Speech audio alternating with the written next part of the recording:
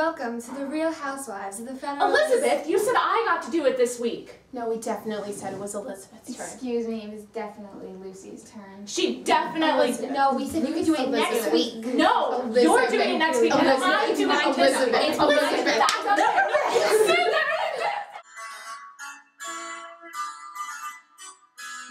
Hi, I'm Elizabeth Schuler Hamilton, wife of Alexander Hamilton.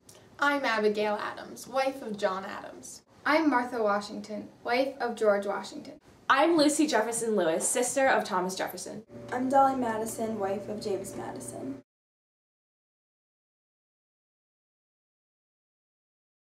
George's inauguration is coming up. Oh, he'll make such a wonderful president. He's so cool-headed, and he'll keep our country's best interest in mind in times of need. Well, you know, he doesn't even want to be president. With the Constitution just being put into effect, the country is very unstable. I completely understand. There are aspects and ideas that the Constitution doesn't even mention or cover. Well, you see, James is working on a new addition to the Constitution. He plans on specifying every single right, so the British can't take away any rights. The Bill of Rights has been adopted, and it protects the rights of people. Therefore, no ruler can take any of these rights away.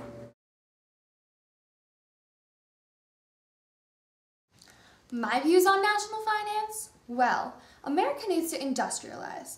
Industrialization is working for the British. Business is the future of economics, and it can work for America too. I disagree. Farming is the foundation of our country, and it always has been. It doesn't make any sense to change something that we've been doing for so long, and it's worked this entire time.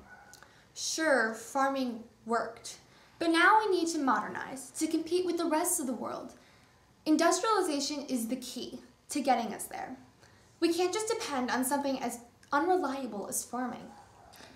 We can't let businesses run the country. I mean, banking should be individual and personal. Besides, where are we going to get all of these new ideas and inspiration for farmers to learn how to become business people and learn how to run a full business? Where is all this going to come from? Well, the national government wouldn't just suggest something like this without an alternate solution, and I'm sure they've come up with one.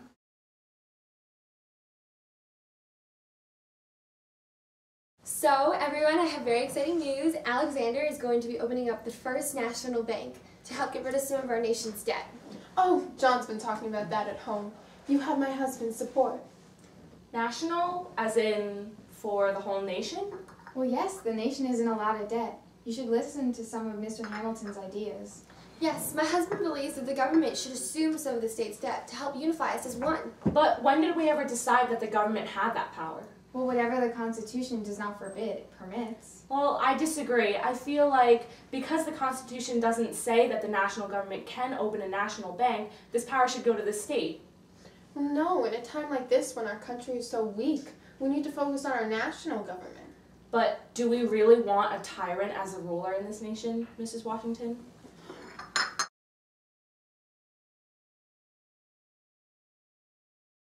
I don't see why everyone is getting so mad about the national bank. If the government continues to assume people's debt, then they'll have a personal connection and want to get their money back. The same thing will happen with other foreign countries, and we'll have more support for the United States. Also, I don't see Jefferson coming up with any other ideas. We can't keep going on the way we have it. The government will continue to get into worse debt, and we will never succeed. Whiskey taxes are a complete attack on our economy. Whiskey is not a luxury, it's a necessity. Farmers distill their wheat and grain into whiskey in order to transport it, and we can't afford all these crazy taxes. I mean, we broke away from the British because they were instilling all these taxes that we couldn't afford. Don't you remember taxation without representation? These taxes just prove that a national bank would simply harm instead of help our nation as a whole. Custom duties and excise taxes are designed to raise money to pay off national debt. It's not taxation without representation. The farmers have a representative in Congress. If they don't like what their representative is voting for, then they can elect a new representative when the time comes. George has just started his second term. Oh, well, he's been doing a good job. We've made so much progress. Well, the French are taking a really interesting path in following our revolution. We really should support them. Oh, it's good they're looking for their independence, but it's crucial that we stay neutral. Well, I mean, they helped us when we were trying to break free from our tyrants, so it's only right if we return the favor and support them. Well, they've taken an extreme term and they've gotten really bloody. I think that we really should not get involved. We can't afford to be in a war. Well, the French are just looking for independence from their tyrant.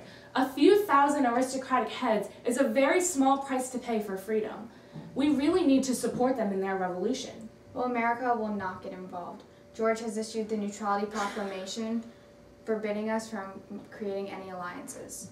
We have a treaty with France, therefore we should be siding with them. I absolutely agree with you. Their revolution is an extension of our fight for freedom, and we want to avoid being under British rule again. Yeah, we shouldn't be supporting the British. They're the ones we broke away from in the first place. They haven't even removed their troops from our U.S. soil. Exactly. We broke away from tyranny, so we should help other countries do the same. I don't understand why George Washington isn't siding with the British. They've been so kind to us. I know, and the French are completely out of control. They're defying their superiors, beheading. What is up with that? They're taking our ships. All in all, the French are bad, and the British are good. We should be supporting them. Yeah. Power should go to the states, and the government should be run by people in the lower class or the working class. Also, the Constitution should be followed literally, and the government can only do things specified in the Constitution. For example, like the National Bank. I don't know what Hamilton's talking about saying we should have a national bank, because that's not even in the Constitution. And another thing, individual state militias, every state should have its own military, because if there's a strong national military, then the government will just gain too much power. And we just broke away from a tyranny, so we don't need this again. I don't understand why the Federalists believe that everything not stated in the Constitution automatically goes to the federal government. I mean, how much power do they really want the national government to have? And the National Bank, that's just giving way too much power to the federal government. And also, industrialization, that's not going to work for the United States. I mean, why are we even following the lead of a country who we broke away from? I mean, this whole idea comes from the British, so why do we want to do that again? It appears two political parties are forming. A democracy cannot function if the country is split in two. The Constitution wasn't written with political parties in mind, and having two separate parties against each other will destroy this democracy. Some farmers were causing a rebellion because of the taxes on whiskey. I cannot believe the national government sent an entire army just to stop a few angry farmers. Well, it appeared to be becoming a common opposition to appropriate laws. Mr. Hamilton urged the government to stop the rebels with good reason. This just shows that the federal government is gaining way too much power. Can you believe this? John Jay has gone and made a treaty with the British. It's bad enough that we weren't supporting the French, but now all we're doing is making treaties and alliances with our enemies. But see, we can't afford to have any enemies right now. We have to stay neutral and we have to stay out of war. And besides, the British are the ones who are at fault here. They were attacking our ships and hurting our American sailors. Ultimately, it was the right decision for our country. Well, we had a treaty with the French, and we were supposed to honor that treaty, so it's not fair that we're making another one and abandoning our original alliance. We can't afford to have any binding treaties right now, and we also can't afford to go to war. George has resigned from his second term. He warns this new nation to avoid permanent and long-lasting treaties. He also warns against the formation of political parties. Thomas is running for president. I'm so happy and excited for him. It doesn't really matter if he's running. It only matters if he wins, which he won't, because we all know that John's going to win. That's never gonna happen. May the best man win. Trust me, he will.